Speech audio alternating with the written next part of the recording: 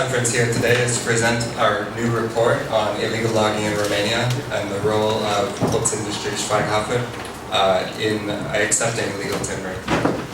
Here with us today, I'll introduce the speakers. First up will be Alexander von Bismarck, Executive Director of the Environmental Investigation Agency in DC. Next speaking will be Magor Cibi, Director of WWF Romania. And then Janut Apostol, Campaigns Director for Greenpeace Romania, followed by Gabriel Pound, the CEO of NGO Agent Green, followed by Bogdan Tudor, the President of Nostra Sigla. And finally, we will have remarks from Alex Gavan, high altitude alpinist and environmental activist. We're going to present the speakers, and then we'll open up the floor to questions. Thank you very much for coming.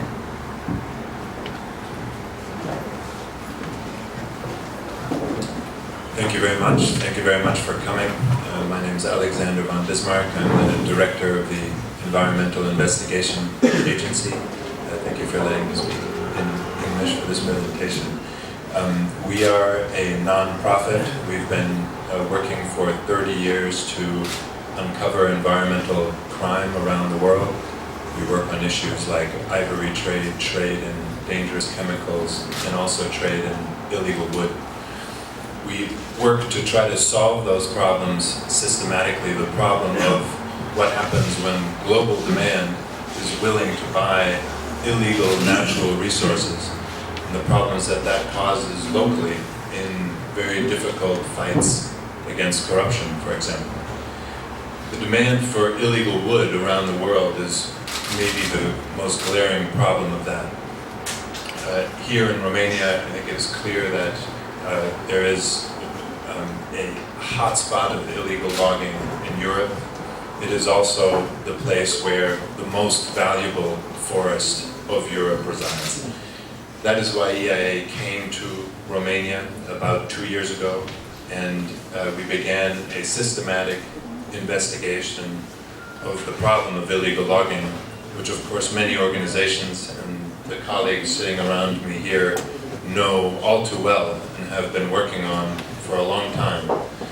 And I think one of the problems is that the world has not taken note, and most importantly, the world markets have not taken note. The companies buying the wood, the companies making millions of dollars have not taken note.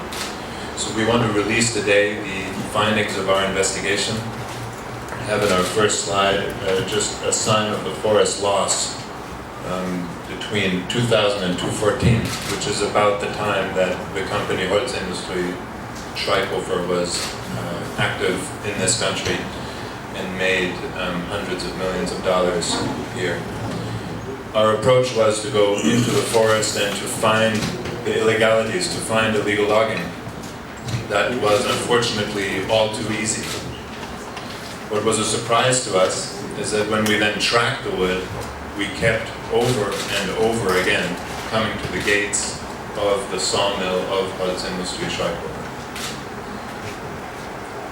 We are aware that that company says that it is a very green company, that it is doing everything humanly possible to avoid illegal wood.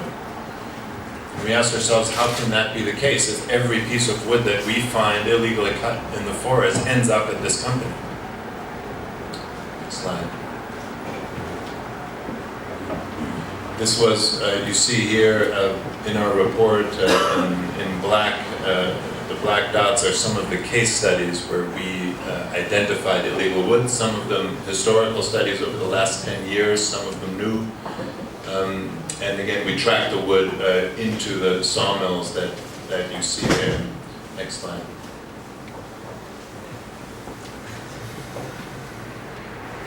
Actually, go one forward. So, when we realized that all the wood was going to Schweighofer, we again, in one level, that should not be a surprise. Because even if one takes the conservative estimates of the rate of illegal logging in Romania, and you take the time to add them up, to think about what are the types of illegal logging, illegal restitution, meaning you're logging on stolen land, logging illegally in national parks, overcutting, simply cutting twice as much as you're allowed to cut. That's what's destroying the forest. And if you add those up, it becomes clear that even by conservative estimates, logging in Romania is over 50% illegal. So any company that is working in this country and getting a lot of wood has to take extraordinary measures to avoid illegal. We have heard companies, and particularly Schweighofer, make arguments that some of these illegalities are not important. Some of these rules, for example, rules about illegal transport, are not important. The only way you can argue that is if you think illegal logging is not important. You have these rules in order to do the difficult job of managing a forest well. And if a company says, this rule, it doesn't work for us, then that is a sign that they are certainly not doing everything humanly possible to avoid illegal wood, which is the response from this company at the moment. The slide before. So this wood is going all throughout Europe. The evidence now is clear. Europe has now passed a new law. We have worked very hard at the Environmental Investigation Agency to find solutions for this problem by passing new laws in the consuming countries of this wood that for the first time makes it illegal to actually receive illegal wood, not only to do the illegal cutting in the forest, but to trade the illegal wood. There's a new law in the United States, there's this new law in Europe, there is a new law in Australia, Japan is considering a new law.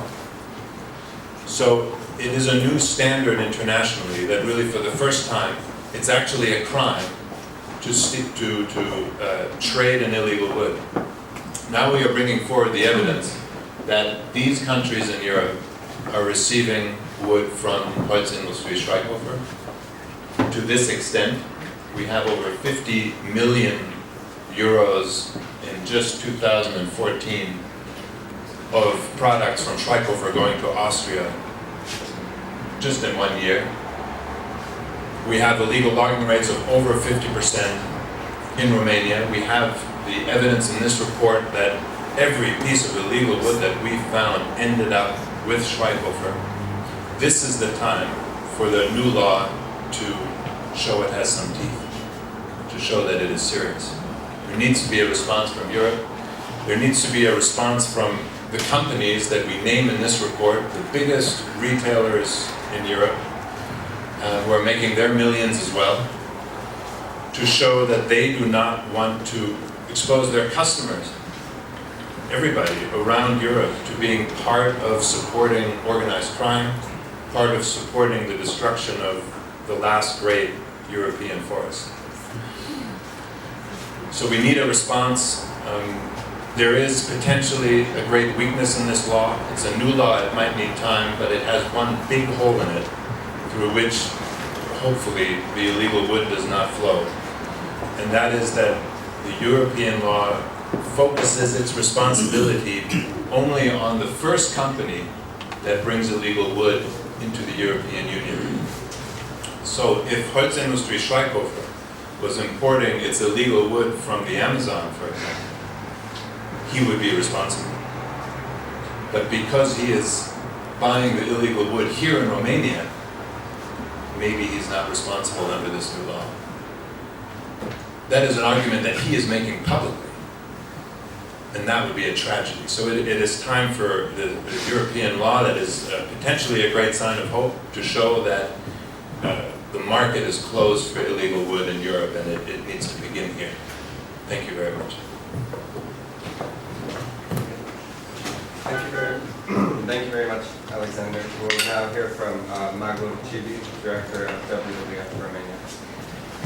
Bună dimineața, bine v-am găsit. Astea sunt organizații diferite care gândesc în multe cazuri diferite, care acționează diferit, dar care sunt unite de un scop comun, lupta împotriva tăierilor ilegale. Asta e motivul pentru care ne aflăm azi în fața dumneavoastră și mesajul nostru cel mai puternic este că toleranța noastră față de acest fenomen trebuie să fie zero. Pe piață trebuie să fie recompensați acei actori care joacă corect și trebuie pedepsiți acei actori care încalcă regulile. Și avem, a spus Alexander, că avem de ce să fim mândri, să avem valori lângă noi. Avem ultimele păduri virgine din Europa, care încă există. Avem peisaje de sălbăticie pe care nu le are Europa. Și chiar dacă în ultimii câțiva ani a fost o piață mai puțin controlată, încă avem ce să apărăm și încă ce spunem noi.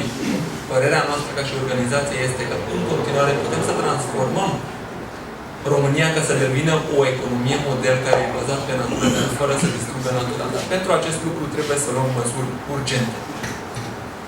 S-au făcut, ați văzut, o bucată din raport a fost prezentat în luna mai, au fost foarte multe declarații în presă, a fost foarte multe îngrijorări din partea celor care ne conduc și s-au făcut câțiva pași. A fost o discuție în CSAT, s-a înființat garda forestieră, s-a înființat trekking-ul sau radarul pădurilor, cum le cunoaștem în România.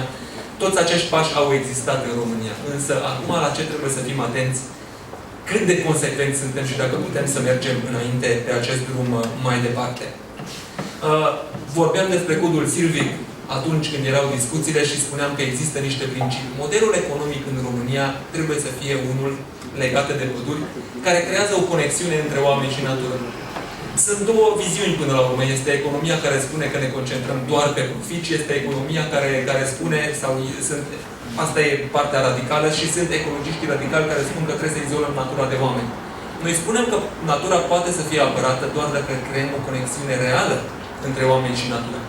Dacă acei oameni care beneficiază din natură sunt cei care trăiesc lângă natură. Comunități întregi în România trăiesc lângă păduri de foarte, foarte mulți ani, iar acele comunități în ultima vreme au fost cam neglijate, n-au fost incluse și tocmai de aceea modelul economic poate să funcționeze doar dacă pădurile care au o valoare incredibilă în România sunt valorificate cu o procesare superioară și dacă ne uităm la cifre, nu stăm foarte bine. În România, dacă vă uitați la datele INS, mai puțin de 15% din exploatări este procesat superior. 31% este folosit pentru lemn de foc, iar o foarte mare parte este folosit pentru cherestea. O industrie sau un sector care se gândește doar la materie primă nu poate să fie o industrie sustenabilă și nu poate să ajute până la urmă pe cei care trebuie să ajute pe oameni și nu ajută nici bugetul de stat. Noi am citit acest raport cu mare îngrijorare, am văzut toate, am verificat, am încercat să verificăm tot ce se scrie în acest raport și am spus că trebuie să se întâmple câteva lucruri ca să se verifice validitatea acestor informații. Tocmai de aceea, consultându-ne cu partenerii noștri, nu numai din România, cu cei din Austria, cu cei din Germania, am luat hotărârea să depunem o plângere la autoritatea competentă din Austria, ca să verifice în ce măsură regulamentul european privind lemnul este respectat de această companie. Plângerea a fost înaintată ieri la Viena de colegii noștri din WWF Austria și așteptăm cu nerăbdare să vedem concluziile autorității competente. Pe lângă acest lucru, cred că fiecare organizație de la această masă se gândește cum continuăm aceste demersuri. Iarăși, referitor la acest raport, noi, având în vedere că am făcut un studiu, biroul nostru din Belgia a făcut un studiu privind regulamentul european și acolo s-a identificat că acest regulament european pentru lemn n-a fost implementat corect în foarte multe țări membre din Uniunea Europeană și, cum a spus și Alexander lângă mine, încă există niște găuri. Tocmai de aceea cred că trebuie noi, ca organizații, ca societate civilă, să punem o presiune foarte, foarte mare ca Europa să ia toate măsurile ca lemnul ilegal să nu poate să circule pe piața din Uniunea Europeană. Este o chestiune foarte simplă. Nu doar trebuie să ne gândim ce intră în Uniunea Europeană, trebuie să ne gândim cum protejăm ultimele bucăți valoroase de biodiversitate din Uniunea Europeană. În continuare și în România trebuie să fim foarte atenți, cum am spus. Codul civic are câteva principii care încearcă să creeze această conexiune între comunități locale care să fie primii beneficiari, însă legislația subsecventă nu mai este la fel de consecvent și acolo sunt niște omisiuni extrem de puternice. Noi ceea ce trebuie să insistăm în continuare că dacă am început să mergem pe un drum, trebuie să fim foarte atenți că acel drum este continuat mai departe. legislația subsecventă, toate regulamentele care urmează și completează codul civic trebuie să nu încurajeze tăierile ilegale și în același timp trebuie să meargă pe principiile stabilite în codul civic. Iarăși avem o gardă forestieră nou înființată, este un lucru foarte, foarte bun, poate să fie un pas înainte, însă trebuie să atragem atenția că această gardă forestieră trebuie să fie finanțată corespunzător, trebuie să fie dotată corespunzător și trebuie să fie sprijinit în modul corespunzător ca să putem să avem rezultate așteptate de la ei. Iarăși avem o unealtă bună, cum este radarul pădurilor, care la rândul lui trebuie să fie analizat care este partea care a funcționat foarte, foarte bine și cum poate să fie întărit în continuare ca să poată cu adevărat să combată acest fenomen al tăierilor ilegale. Eu sunt foarte bucuros și foarte onorat că am reușit cu toții să ne așezăm la masă, să fim aici și cred că este foarte important să nu uităm că fără această presiune a societății civile, fără această presiune din partea media, și cred că putem să vă mulțumim pentru că ați abordat atât de vast acel subiect în luna mai, nu putem să avem rezultate. Tocmai de aceea faptul că ne așezăm, toți suntem la aceeași masă și încercăm să găsim soluții împreună, e de bună augură. Mai avem foarte multe lucruri de salvat în jurul nostru, însă timpul ne presează din ce în ce mai mult. Vă mulțumesc! Thank you very much. Next we will hear from Uniunii Europene, Campaigns Director from Greenpeace Romania. Bună ziua! Fără îndoială ne confruntăm cu criza pădurilor în România, scala și efectele degradării pădurilor fiind dramatice.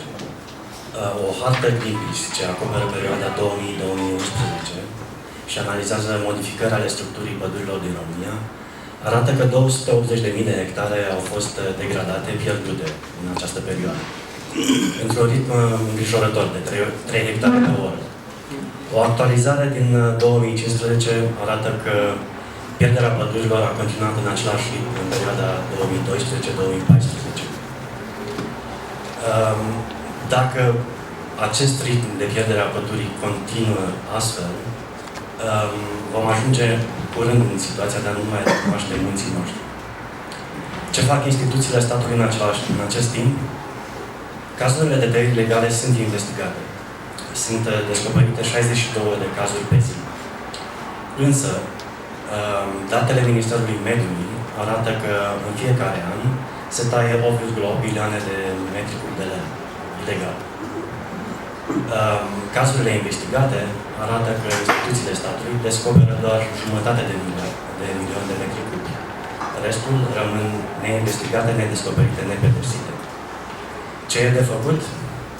Considerăm că oprirea fenomenului tăierilor ilegale nu este posibilă fără contribuția societății civile. Din această perspectivă, cerem Ministerului Mediului să creeze un cadru de transparență, de implicare a publicului în combaterea fenomenului tăierilor ilegale și pentru aceasta este nevoie de unele măsuri concrete, precum deschiderea accesului pentru public la unele date din sistemul de urmărire a masei lemnoase, integrarea amenajamentelor silvice și a rapoartelor de inspecție în acest sistem, urmărirea cu ajutorul echipamentelor GPS a tuturor transporturilor de lemn, precum și publicarea datelor privind infracționalitatea silvică într-o bază de date națională unică. Mulțumesc! Thank you very much, Janis. Next we will hear from Grafic XX, the president of NGO Agents Green. Bună ziua, bine v-am găsit. Greu de mai adăugat ceva după ce au spus colegii mei. Situații foarte grave, cifre foarte alarmante. Ce vreau eu să adaug este faptul că mi se pare extraordinar că în ultimul an, în presa internațională, n-a scăpat nici BBC, nici Guardian, nici Spiegel. Cele mai mari publicații din Europa au scris despre ce se întâmplă în România. Ne minunăm și noi. Continuă. Interesul continuă. De ce? Pentru că, așa cum spunea și Magor, România este adăpostul pentru cea mai mare suprafață de păduri virgine rămase în Europa. 2/3 din ele sunt la noi, în țară, încă, după toate defrișările și tăierile ilegale care au loc, încă mai avem aceste păduri. Pentru ele ne luptăm. Ne luptăm pentru aceste păduri, ne luptăm pentru celelalte păduri de producție în care trebuie exploatat lemnul responsabil pentru a asigura bunăstarea comunităților. Și despre asta este vorba. Dar în acest moment situația este total scăpată de sub control. Vorbim de o decimare a pădurilor virgine și a celor de producție în condițiile în care cele mai recente investigații guvernamentale, care n-au ieșit încă pe deplin la suprafață, arată că această companie din Austria, pe nume Holzindustrie Schweighofer, ne folosește inclusiv lemnul superior de cea mai bună calitate pentru a-l arde ca lemn de foc, pentru a face biomasă și energie, din care primesc certificate verzi pe care le vând și fac și mai mulți bani. Atât de ieftin este lemnul nostru românesc superior, încât ajunge lemn de foc și energie. Mai mult, compania respectivă nu a declarat niciodată 8% din lemnul care intră pe poarta fabricii. Vorbim de coajă. Ei recepționează doar lemnul rotund, fără coajă. Coaja, care 8%, încă o dată, repet, din întreg lemnul primit, este trasă separat, arsă, se face energie din biomasă, se obțin certificate verzi, o imagine foarte verde pentru companie și care se pun mai departe și se fac bani. Sunt lucruri care nu se discută, dar care rănesc adânc și definitiv pădurile țării. În ultimul an, pe poarta fabricii de la Sebeș au intrat 165.000 de metri cubi de lemn tăiat ilegal, confirmat de inspectorii de la Ministerul Mediului. O fi mult, o fi puțin, 165.000 de metri cubi. Este un volum imens, care este mai mult decât suficient pentru industria mobilă din România, într-un an. La Rădăuți s-au găsit de asemenea 28.000 de metri cubi tăiați ilegal prin diferite companii, fiind unele dintre ele finanțate de însăși compania austriacă, care, în normal, are doar rolul de procesator, nu și de exploatator.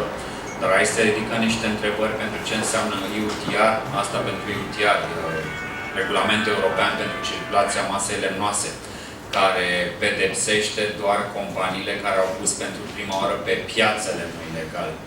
Dar ce înseamnă faptul că Schweighofer a finanțat companii de exploatare? În acest caz, poate fi considerat Schweighofer ca primul plasator al lemnului pe piață și poate fi tras la răspundere. Astea sunt lucruri pe care o să le aflăm când vom avea un rezultat al solicitării WWF care a fost depusă ieri la Viena. A fost făcută această plângere împotriva companiei Holzindustrie Schweighofer. Vreau să vă mai împărtășesc una-două dintre experiențele mele de teren, care în ultimul an au fost extrem de neplăcute.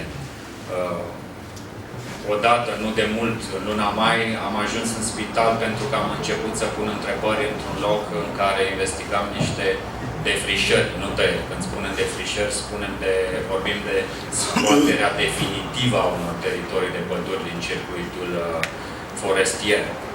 M-am dat jos din mașină, am pus două întrebări și am fost luat la bătaie, coaste rupte și am ajuns în spital. Dacă aici am ajuns pentru faptul că încercăm să investigăm ce se întâmplă cu pădurile noastre, credem că este foarte trist. Celălalt caz despre care vreau să vă spun este cel care la începutul anului a redeschis practic subiectul pădurilor. A fost una dintre primele investigații din România care a urmărit traseul lemnului de pe picior, din pădure până la produsul finit. Vorbim de tăieri ilegale din Parcul Național Retezat, care au sfârșit ca brichete și peleți în supermarketuri din Austria, după ce au trecut pe la fabrica de procesare, evident, din Sebeș, Schweighofer. Scandalul din Retezat a început în 2011, când s-a tăiat ilegal în Valea Râușesc. Ministrul de atunci, Laslo Vorbei, a intervenit, a declarat ele ca fiind legale, le-a stopat și a cerut Academiei Române un raport mai detaliat. Academia Română a considerat atunci că acele tăieri au fost fabricate. E o metodă nouă despre care nu se vorbește foarte mult. Pe lângă tăieri ilegale, abuzive, depășiri de cote din amenajamentul silvic, cele mai multe tăieri ilegale din România au legătură cu accidentele. Se numesc tăieri accidentale și au în spate fie niște presupuse doborâturi de vânt sau mai știu eu ce alte situații.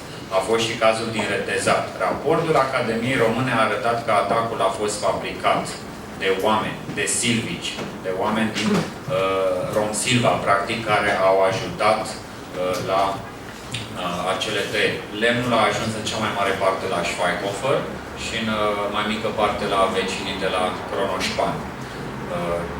Anul trecut, fosta ministră Lucia Varga a dat undă verde din nou la tăieri, după care i s-a terminat mandatul. Asta a fost practic în spatele cazului pe care noi l-am urmărit, care a fost foarte interesant pentru noi, pentru că această companie, Holzindustrie Schweighofer, a avut un angajament public, inclusiv pe site-ul lor, că nu acceptă lemn din parcuri naționale și naturale.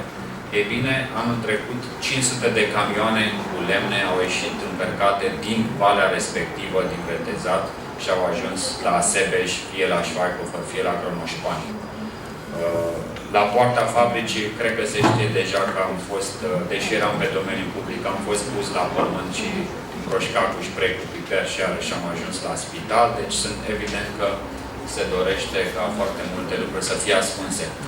Ce ne dorim noi, și cu asta închei intervenția, putem discuta mai mult după conferința de presă. S-au mișcat lucrurile în primăvară, da? Ministerul Mediului a inițiat prima investigație de anvergură națională la Schweighofer.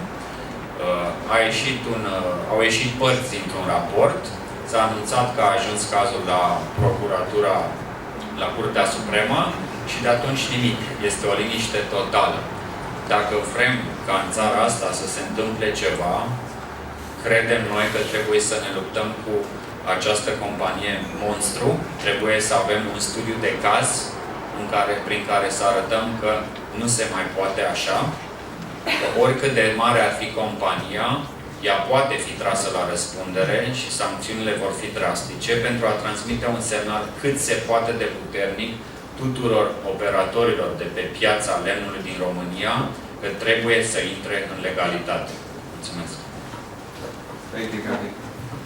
Next, we will hear from Bogdan Tudor, the president of the Forest Owners Association in Austria. Vă spun și eu, Doamne ajută, și încep printr-o clarificare. Preiau de la colegul nostru Gabi o idee.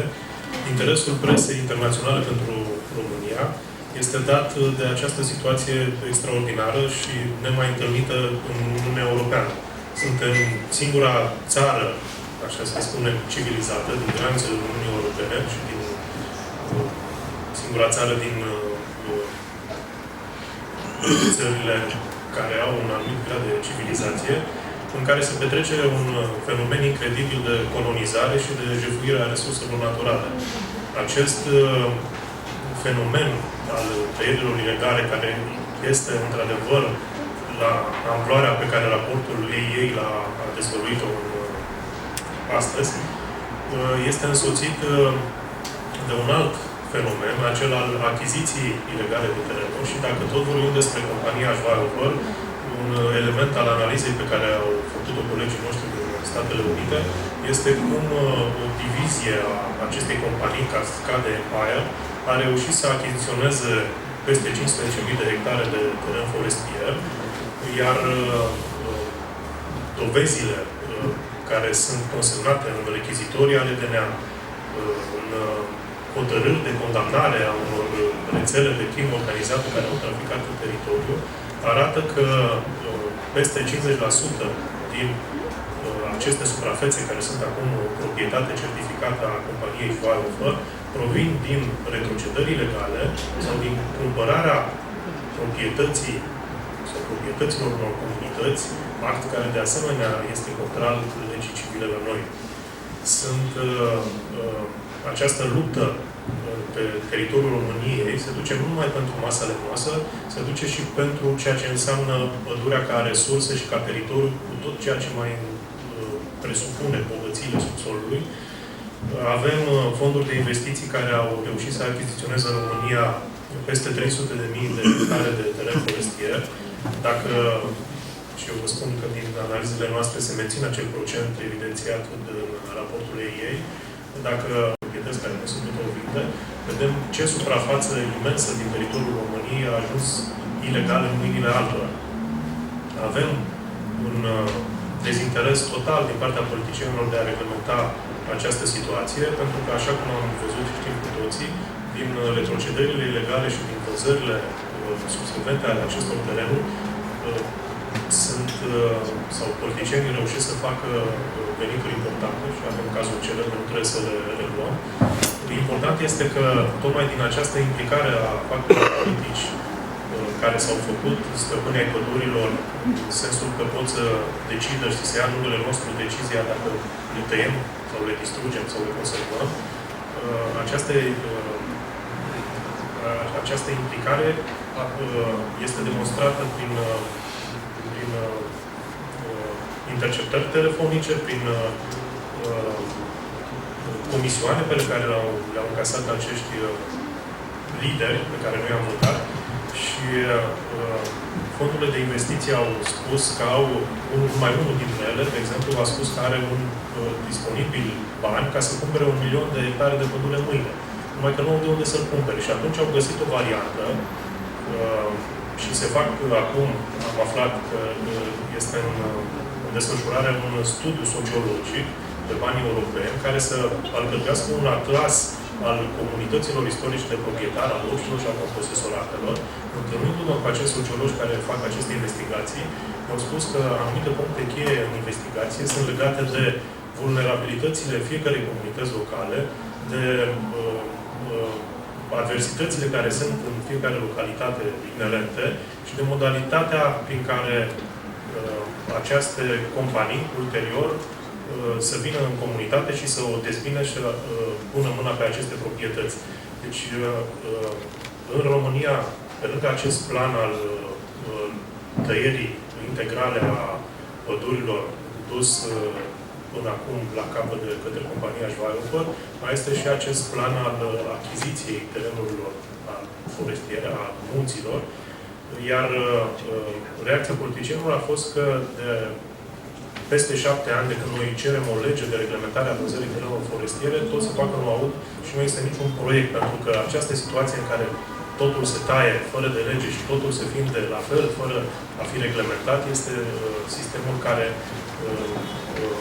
care acești rechini imobiliari, acești distrugători ai pădurilor României se simt cel mai bine. Legat de compania Schweighofer, eu personal din anul 2004 am început să expun public faptul că determină tăieri ilegale, faptul că achiziționează și este implicat în rețele care au determinat retrocedări ilegale. La un moment dat, în anii 2007-2008, am și fost dat în judecată pentru calomnie, dar am câștigat și acel proces pentru că s-a dovedit că ceea ce am susținut este adevărat. Deci sunt lucruri despre această companie care sunt dezvăluite la un an de la înființare. Aceasta a fost tactica companiei Schweighofer încă din momentul în care a pus piciorul în România, sau probabil înainte de a pune piciorul în România, au făcut acest plan și au simțit această vulnerabilitate a statului nostru. Politicienii sau factorii de decizie sau parchetele nu au nicio scuză în a spune că este un eveniment nou, ceea ce acum dezvăluie colegii noștri din Statele Unite sau VV sau Greenpeace sau Agent Green. Sunt lucruri care erau știute, dar față de care s-a manifestat o complicitate generalizată a tuturor factorilor care ar fi trebuit să facă ceva pentru salvarea pădurilor României.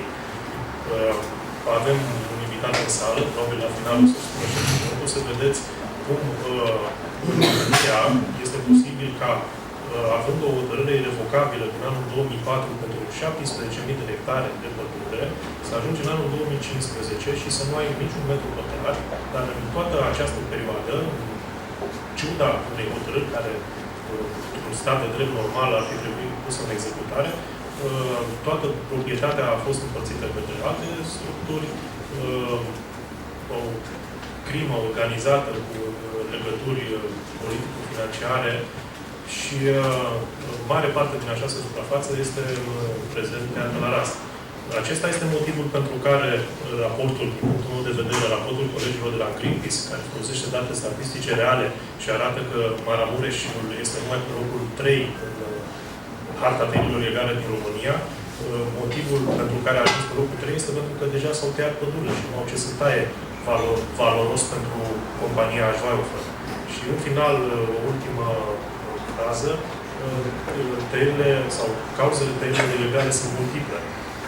Soluția, desigur, prima soluție este întărirea controlului, dar nu este singura, pentru că trebuie să vedem de ce sunt tăieri ilegale, pentru că nu numai compania Schweighofer care e ilegală, aceasta este balaurul cu 7 capete, dar sunt și alții care profită de această slăbire a instituțiilor de stat. Cauze putem să identificăm sărăcia din mediul rural, efectele sistemului wood tracking se văd și au avut anul acesta, în iarna aceasta, o întorsătură neobișnuită, în sensul că scăzând volumul tăierilor ilegale, și mă refer aici la folioasă, n-a mai intrat lemn ilegal în piața lemnului de foc și s-a ajuns ca în România lemnul metru cub de lemn de foc se coste în jur de 400 de lei, depășește și 400 de lei și sunt zone în țară unde nici la această sumă nu găsești lemn, nu găsești resurse de încălit. Vorbim de 7-8 milioane de români care sunt în zona rurală și numai care au nevoie de această resursă. Acesta este și motivul pentru care colegul nostru Mare a spus că nu putem să avem o abordare în care să spunem că nu mai tăiem nimic, tăiem, atât cât să avem lemn de construcție, atât cât să avem lemn de industria mobilului, lemn de încălzit. Se pot face și bani cinstiți din pădure, prin administrarea incorrectă, dar ce se întâmplă acum, jaful acesta organizat, trebuie evident oprit. Și reacția Ministerului este total inadecvată, pașii buni au fost evidențiați, dar eu vă spun următorul lucru. Din cele 19 acte subsecvente ale codului civic, a fost aprobat până în prezent unul singur.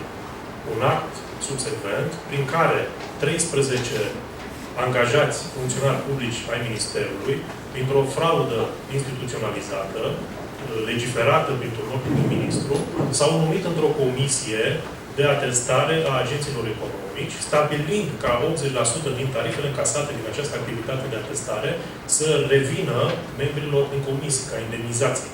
Deci avem, este vorba de 10 miliarde, vorbesc în bani vechi, care se vor împărți între 13 oameni din minister și 2 oameni de la niște organizații private. Aceasta a fost singura ocupare a Ministerului, concretizată printr-un act publicat în monitor oficial. Toate celelalte pe care noi spunem că erau extrem de importante, cum să oprim Schweighofer, cum să stabilim sancțiuni pentru acea cotă de 30%, sau instituirea acelui catalog al pădurilor virgine, în care WWF a reușit să pună codul civic, au rămas doar în fază de proiect.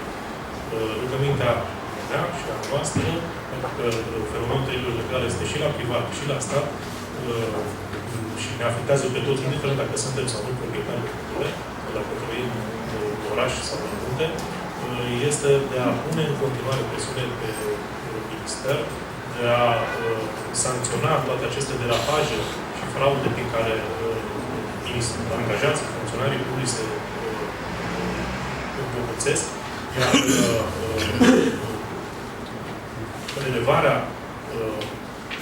amplorii fenomenului pe care l-a determinat compania Schweighofer în pădurile României trebuie calificat ca atare și pentru că Uniunea Europeană spune că tăierile ilegale pot fi asimilate conflictelor armate, eu spun că aici, în România, noi suntem sub asediul unei organizații teroriste, este o licență pe care o trebuie, denumită Organizația Teroristă Schweighofer. Mulțumesc! Thank you very much, Volkan. Last but not least, we will hear from Alex, Ivan, climber and environmental activist. Sau mă puteți vedea... Mă auziți acum, da? Super! În primul rând, vreau să încep prin a vă mulțumi, că sunteți atât de mulți pentru pădurile României, că suntem atât de mulți pentru pădurile României. Evident, lui Alexander von Bismarck, pentru că și colegilor săi, pentru că, de fapt, ceea ce vedem noi astăzi este rezultatul muncii a numai puțin de 2 ani de investigații făcute sub acoperire, evident, supunându-te și riscurilor care vin cu lucrurile astea. Din tot raportul aș vrea să spun doar una dintre concluzii și o să o citesc chiar în engleză pentru că mi se pare foarte, foarte relevantă expresia. Raportul din ziua de astăzi spune că, sau arată că Schweighofer este, da, atenție, the single biggest driver of illegal logging in Romania. Vă dați seama cât de puternică este afirmația asta? Imaginați-vă, pentru că, așa cum spunea mai devreme Dave, eu nu sunt doar activist de mediu, eu sunt și alpinist și, de fapt, pentru asta mă cunoașteți cei mai mulți dintre voi. Imaginați-vă că suntem cu toții, în momentul de față, undeva într-o pădure la munte. Da? Și pe sute de metri diferență de altitudine, da? De la vale și până în golul alpin, oriunde te uiți cu ochii, toți copașii sunt rași pe suprafața pământului până la ultimul. Și zeci de drumuri forestiere transformă totul într-un peisaj de șantier. Făgăraș, iese, retezat, semenic. Toate acestea sunt zone unde imaginea pe care v-am prezentat-o mai devreme este omniprezentă. Și vă spun asta pentru că văd lucrul ăsta în absolut fiecare săptămână și în fiecare ieșire pe care eu o fac de antrenament la munte pentru expedițiile mele. De pildă în Făgăraș, atât pe partea sudică, cât și pe partea nordică, este un adevărat măcer. De exemplu, pentru perioada 2013-2014, în județul Argeș, da? De unde sunt eu, că de asta vă dau acest exemplu, în județul Argeș s-au înregistrat cele mai multe cazuri de tăieri ilegale din toată țara. Câte credeți? Aproape 6.000 de tăieri ilegale. Deci aproape 6.000 de tăieri ilegale. Și ce spuneau colegii mei, gândiți-vă că asta se întâmplă într-o țară în care în fiecare oră dispare o cantitate de pădure echivalentă cu 3 terenuri de fotbal, da? Și sunt în medie 62 de cazuri de tăieri ilegale în fiecare zi. Amploarea tăierilor este, din punctul nostru de vedere, deja dincolo de orice ne-am putea noi imagina și acest lucru transformă toată această chestiune într-una de siguranță națională, îndrăznesc să spun eu. Un mediu curat și sănătos pur și simplu este incompatibil cu lipsa pădurilor. Asupra intereselor partinice, cred că trebuie întotdeauna să primeze un mediu sănătos care, evident, trebuie să ne susțină și nouă sănătatea. Societatea civilă are acum nevoie de un semnal foarte concret și foarte puternic al autorităților în legătura cu compania Schweighofer și a tuturor celor care, ca ei, au jefuit pădurile României în ultimii ani. Toți aceștia trebuie trași la răspundere. Masacrarea pădurilor, după cum bine știți, s-a făcut cu ajutorul unei coaliții transpartinice, incluzând și foarte, foarte mulți politicieni și cazul lui Viorel Hrebenciuc, care a fost numai zile trecute în presă, este unul dintre cele mai răsunătoare și unul dintre cele mai relevante. În schimb, salvarea acestor păduri se poate face doar și numai prin coalizarea celor de bună credință. Prin coalizarea celor pentru care pădurea este mai curând iubită pentru foșnetul frunzelor ei și nu pentru foșnetul banilor care se pot produce din această resursă, din exploatarea ei într-un mod cu totul și cu totul nesustenabil. Pădurea rezistă doar cu, sau poate rezista doar cu ajutorul și cu sprijinul, da, nostru al tuturor. Cu ajutorul lor, pădurea doar dispare. Și evident, odată cu ea, dispare și aerul curat, dispare și o biodiversitate absolut fabuloasă.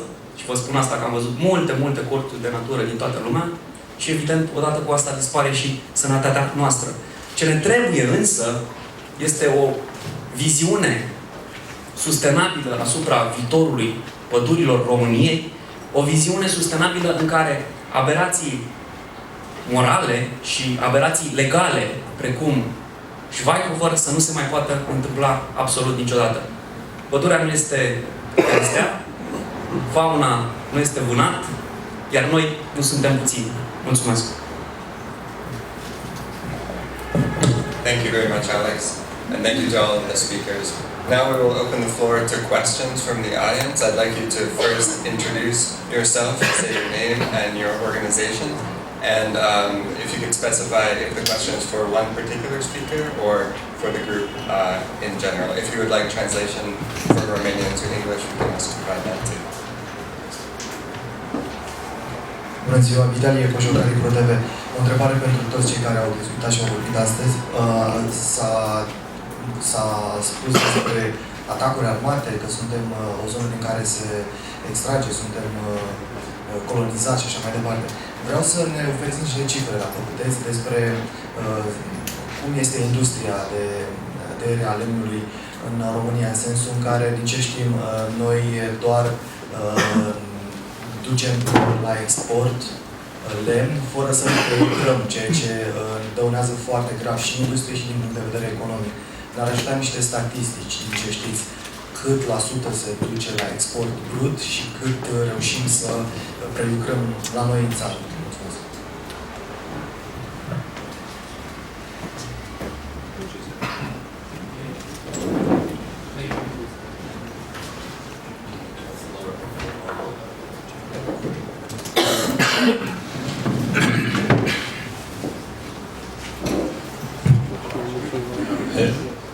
I will speak to the results in the report and particularly the focus on this company. The reason we focused on this company is that as we studied the problem of illegal logging in the forest, we found, as Alex said, that this company was the major driver of the illegal logging that we found. This company is for export, not for domestic use. They have some minimal processing, I would say, and quite raw materials are being exported. So around the world there are cases where you have some illegal logging for firewood locally or something like that. That is not the situation here. These are millions being made for export, if that answers the question. Ca să fiu foarte... Puteți, dacă deschideți statisticile din septembrie de la Institutul Național de Statistică, acolo o să puteți să vedeți că prelucrarea superioară a lemnului din România este mai puțin de 15%. Există o prelucrare primară, undeva la 50 și ceva la sută, care înseamnă cherestea, și există restul de 30% este pentru lemn de foc, care, evident, comunitățile rurale nu se pot lipsi de ele. Iar ca cifre, pentru că ați întrebat de cifre, o să vă spun că exporturile totale de lemn consumează aproximativ 4 miliarde de euro, cu un aport net valutar în balanță export-import de peste 3 miliarde de euro anual, vorbim de toată industria lemnului, iar dacă vorbim despre profitul Schweighofer, ei au anunțat ca o cifră de afaceri anuală anul acesta previzionată de 700 de milioane de euro, din care 200 și ceva să rămână profitul. Vedem cam cât ocupă Schweighofer din piața lemnului, dacă numai ei lucrează la 700.000 de euro. Dar domnul Cătălin Tobescu, vicepreședintele nostru, el știe foarte mult despre piața lemnului și la cifre se pricepe. Poate să vă dea un răspuns clar. Între timp vreau să adaug ceva ce înseamnă asta pentru locurile de muncă. Compania a creat în România aproximativ 3.000 de locuri de muncă. 3.400 de locuri de muncă, mulțumesc. În același timp a distrus 60.000 de locuri de muncă. pentru că a redus procesarea superioară a lemnului în România. Deci, ca să fim puțin exacti, trebuie să spunem că lemnul este și o resursă economică, este o resursă regenerabilă, adică este o resursă care crește, bazată pe fotosinteză, este o resursă regenerabilă, din cei aproximativ 19 milioane de cubi exploatați legal în România. Repartiția lor în industrie este cam de felul ăsta. Aproximativ 4,1 milioane de metri cub sunt prelucrați de industria mobile. Vorbim de echivalent lemn rotund, pentru că mobila consumă cherestea, panouri, furnire. Deci 4,1 milioane de metri cub merg în industria mobilei, care realizează un export. Anul acesta, pentru prima dată, se apropie de 2 miliarde de euro, iar producția industrială din industria mobilă este de aproximativ 2,2 miliarde de euro. Al doilea lucru care trebuie spus, industria de prelucrare primară din România este o industrie mare. Se exportă aproximativ 700.000 de metri cub de cherestea de foioase și aproximativ 2 milioane de metri cub de foioase de rășinoase. În plus, se exportă PAL, MDF. Valoarea totală a exporturilor industriei de prelucrare primară din România este undeva 1,8-1,9 miliarde euro. În total, produsele din lemn totalizează aproximativ 4 miliarde de euro, cu un aport valutar net de aproape 3 miliarde de euro în balanța import-export a țării. Mai trebuie spus faptul că prețurile resursei în România nu sunt mici. Deci este o iluzie. Prețul bușteanului în România și de fapt și de rășinoase este peste media europeană. Avem prețuri peste țările nordice, peste Finlanda, peste Suedia. Bușteanul în Finlanda, Suedia este undeva la 60, 54, 60 de euro pe metru cub. În România acest preț este către 75-80 de euro pe metru cub. Singurele țări cu prețuri mai mari decât România sunt Austria și Germania, care au industrie cele mai puternice și sunt țările în care criza economică a fost depășită mult mai ușor.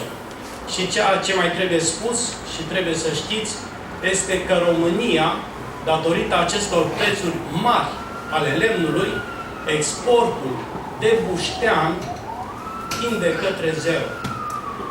Față de perioada 2007-2008, în care aveam exporturi de buștean de 800.000 de metri cub, astăzi exportul de buștean din România este doar 100.000 de metri cub. Față de volumul exploatat de 18 milioane de cubi, din care rezultă 10 milioane de cubi de buștean, exportul de lemn brut tinde către 1%, adică este foarte, foarte mic. Deci, este o imagine asupra ceea ce se întâmplă cu această resursă. Mulțumesc! Thank you very much. We'll take the next question. Yes, please. Bună ziua, Adrian Cojocaru, Digi24. I have a question from Mr. von Bismarck. What kind of proofs do you have to sustain your organization on Schweighofer, and how come during the last 15 years nobody, no institution, not the government or nobody in this country managed to stop what they're doing, what you're sustaining doing?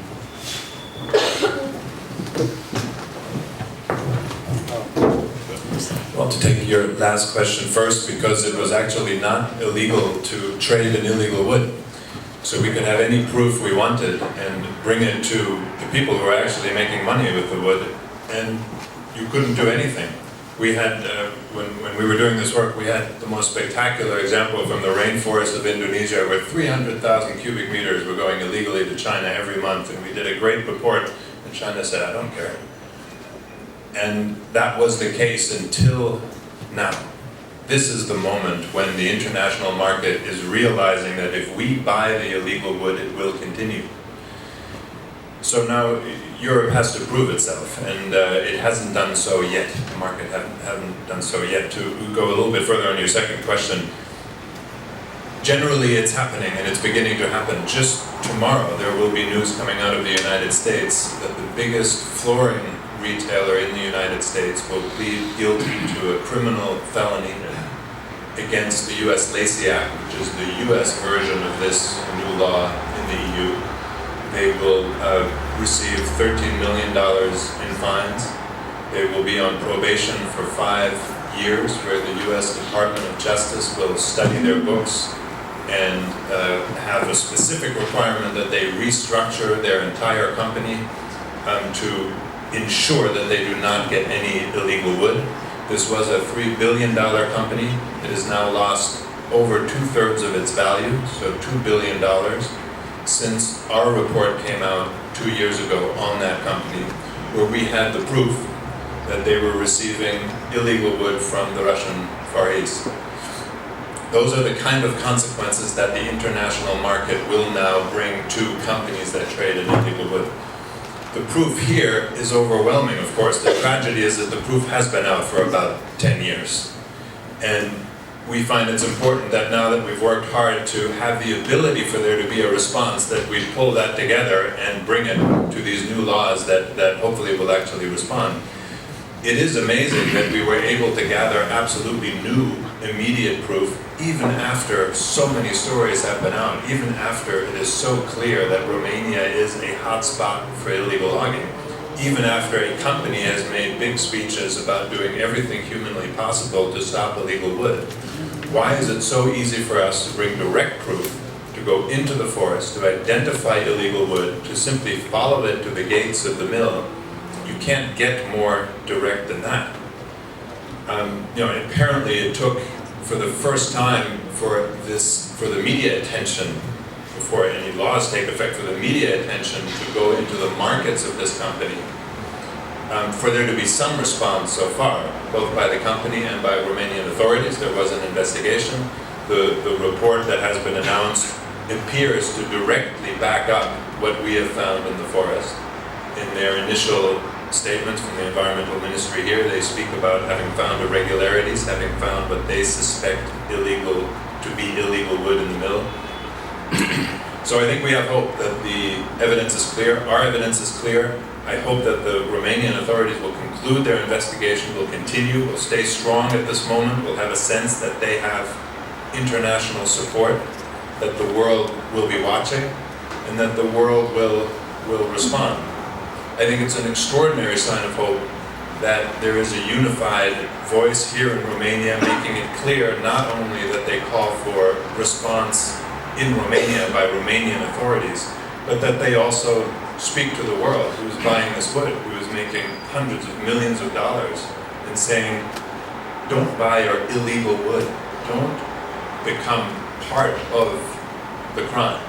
Don't finance organized crime and finance the destruction of our forest. That is the beginning of the solution to this, and I think we are, at the door of the solution, but we have to walk through it now. Would anyone else like to know? Next question. And again, please introduce yourself and your organization. Anca Teodorescu, Agence France Press. For Mr. Bismarck. Imediat. For Mr. Bismarck and maybe for all the speakers, what are your expectations towards the European companies selling wood-made products? What do you expect them to do? Can you be more specific? And also, are you calling on? You're talking about the law, the European law. Are you going to call on the European Union Parliament to make some adjustments to it? Just give us more specific details about this.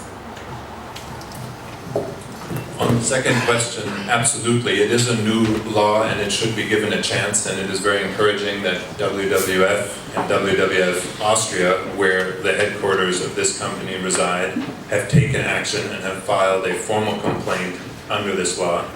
It clearly has a great weakness, as I described.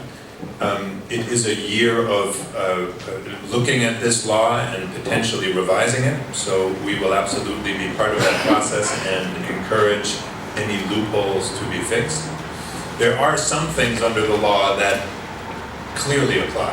And the complaint that WWF has put forward is based on that.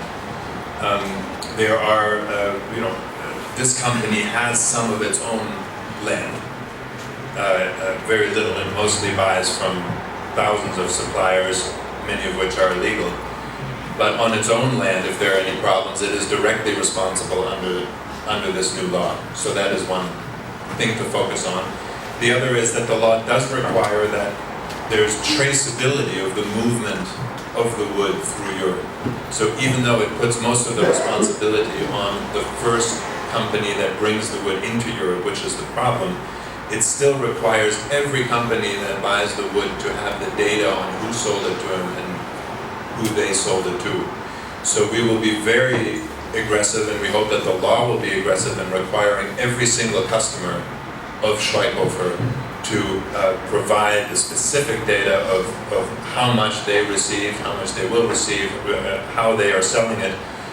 Because the point of that will be that there is some transparency for then consumers to at least know what they are part of. So to your first question, I would expect any customer of Schweighofer's to stop their contracts immediately. I mean, to the extent that there is a new international standard, whatever the loopholes, I presume that the biggest companies in Europe, the biggest retailers with the biggest names, don't want to make their argument based on a technicality in the law. The clear point of the law is there should be no trade in stolen goods. Right now, if you are doing business with Schweighofer, you are receiving illegal wood. You have to give a really strong argument for why that is the case, and I don't think any of the retailers around Europe right now receiving Schweighofer's would have that argument. So, if any retailer does not want to sell illegal wood to their customers, they should stop selling Schweighofer's wood immediately. Aș vrea să adaug și eu ceva. Spuneam mai devreme că una dintre concluziile raportului este că Schweighofer este cel mai important factor declanșator pentru exploatarea ilegală a lemnului în România. O altă concluzie a raportului este faptul că în jur de 50% din toate tăierile de copaci din România sunt ilegale într-o formă sau alta. Din punctul meu de vedere, asta trebuie să îi pună foarte, foarte tare pe gândul pe nu vorbesc doar de clienții Schweighofer în Europa, ci și de clienții Schweighofer în România, care sunt nume mari, cum ar fi Enel, Baumax, Dedeman, Hornbach.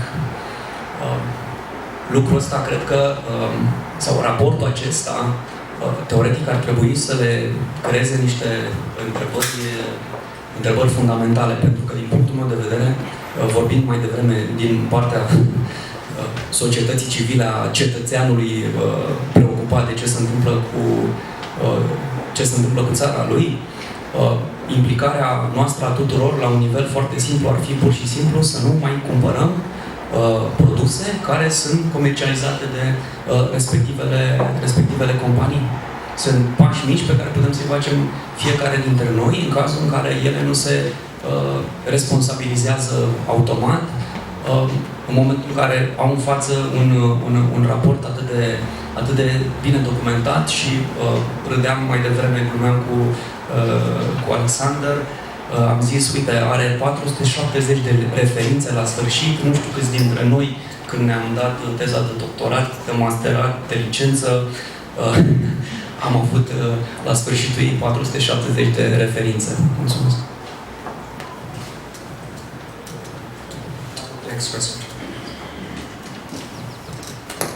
Voiam să știu, noi clienții, când mergem să le cumpărăm un dulap, putem asta vreau să ne explicați foarte clar cum putem afla dacă acea mobilă a fost făcută din lemn curat sau lemn ilegal. Pentru cei care se uită la televizor sau să citească foarte clar cum să facem asta ca să nu finanțăm prin banii noștri aceste tăieri ilegale.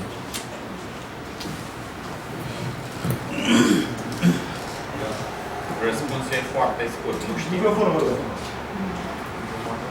Pe o parte,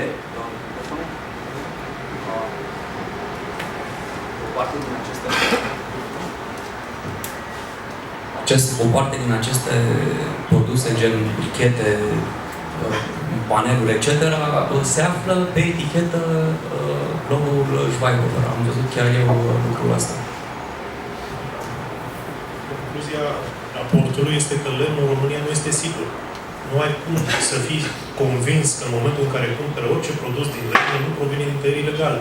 Certitudinea sau prezumția, pentru că amploarea tăierilor ilegale evidențiată de acest raport este undeva la 50% din volum și sunt date statistice sau date ale Ministerului.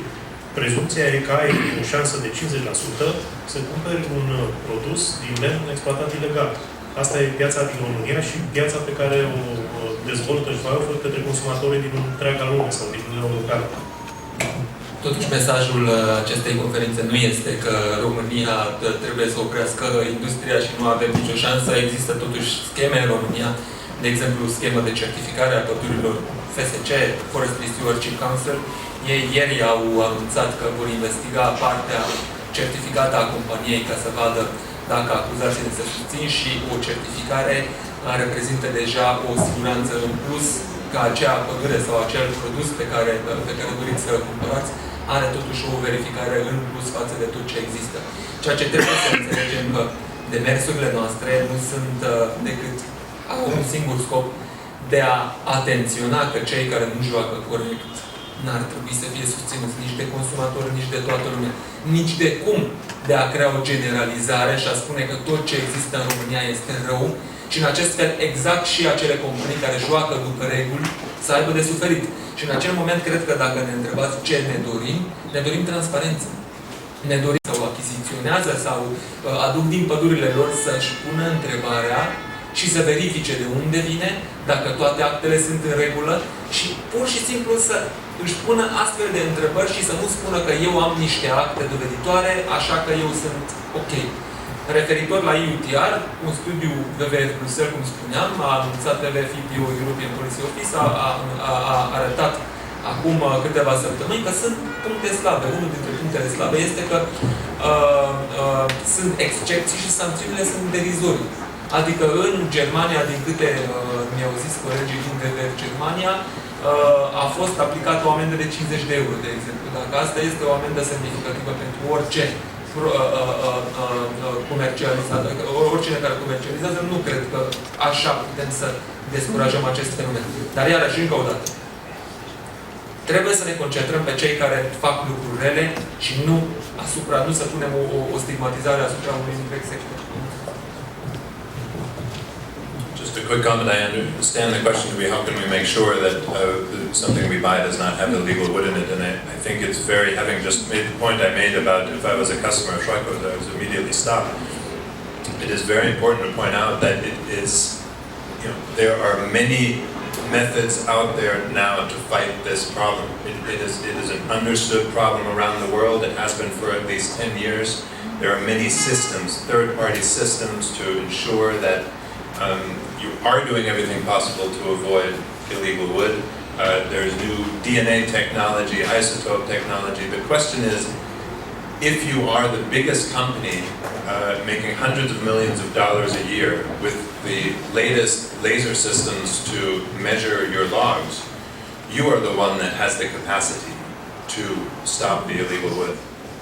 And if you are saying yes to illegal wood, if the biggest company with the biggest ability to tell illegal wood from legal wood and to determine which contracts they should go into and who they should do business with, if that company, which is Schweighofer here in Romania, says yes to illegal wood, then you have no chance. Then you as a consumer really have no chance. Then you can't trust any, green seal of approval or whatever is on the packaging. And that's the problem. That is the company that should be responsible. The European law talks about a due diligence system, which is the answer to your question. What could you reasonably do to avoid illegal wood? The problem is this company right now is saying we are not under that law responsible to take due diligence here. Because we are not the first placers. We are not the ones first cutting down the trees. It's, this very small guy with his truck arriving at my gate, he's responsible. And that is the great injustice.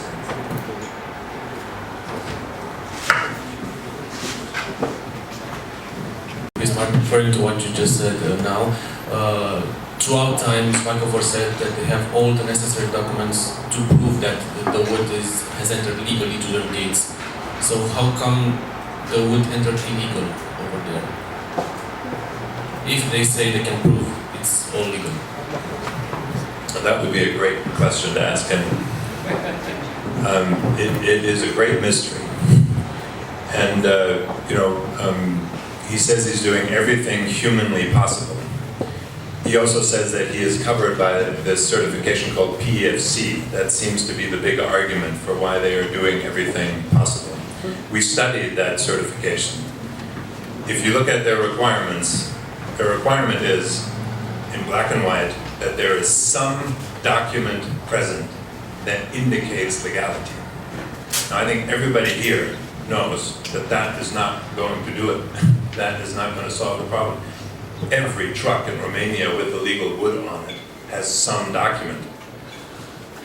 And it is our sense that that has to be what's happening at the gate. Schweighofer is accepting some document and ignoring all the most obvious signs that that document is fake, that that wood is illegal. We asked ourselves this question early on in the investigation, and that's why we went undercover. Because we thought, what is happening inside these gates? We see the trucks going up to the gates, we see the illegal wood going into the gates. What's happening on the other side of the gate? So I went undercover, and for the first time, I was actually selling wood. Normally I pretend I'm buying wood. And it's a sign for what's happening in this country that I, as an American, can just walk up to a Romanian company, basically, and say, hey, I have some Romanian wood, will you buy it from me? And they think that's perfectly normal, that I just show up. And that's a sign also of what's happening here. But I show up and I say, twice in 2 separate meetings, I say, I am allowed by a community to cut this much wood. I don't like it. I want to cut twice as much because I want to make more money faster. And they said twice separately, their 2 top people that have set up this operation over the last 10 years here in Romania said, no problem, you are welcome. We will pay you a bonus for it. And that bonus was about €8. What's very interesting is that in their contract, they talk about